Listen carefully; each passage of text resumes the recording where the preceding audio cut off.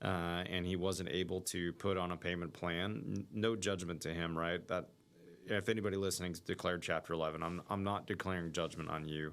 I want you to know there's forgiveness, but I do want you to know that part of my problem during that time was I felt like I deserved it. I felt like I was in a position that I should have a big fancy house for my family and I should drive a nice car.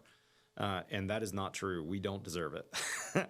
And you don't need a fancy house and you don't need a fancy car. And divorce and your family not having you around is not worth it, right? I'm thankful to say that I'm still married 26 years later. And my wife and I had to frankly go through some marriage counseling. And a lot of that was because of debt and because of the position I'd put her in, where, not only was I not making money, but I had massive debt to pay off. And that was hard. That was hard on my marriage. That was hard on my time as a young father, on my family. I look back on those years and think, gosh, I could have avoided a lot of that. And in the end, everything happens for a reason. And I don't, well, that's not true. I do have, I was going to say, I don't have any regrets. I do have regrets. For sure, I have regrets. But in the end, I was able to pay 100% of my debt off. No sub was left unpaid. All the banks were paid. My investor was paid. And I feel like I've come full circle on contentment. I have a fabulous family. I have a beautiful house that I was able to build eventually for my family.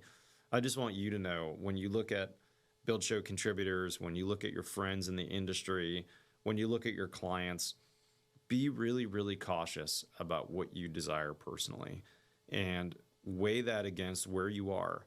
And, little steps do mean a really, really big deal in the end, right? It's much, much better over time to accumulate wealth than have a big home run. And I wanted those big home runs with those development projects. I was expecting to make big six-figure incomes all at once.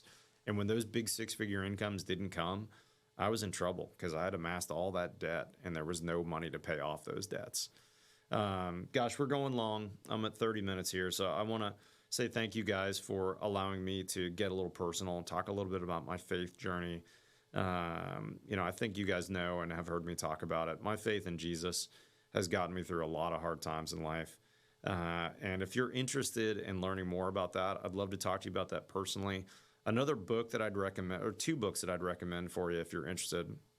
One book that really helped me through that period was by this guy, Patrick Morley, and it's called The Man in the Mirror.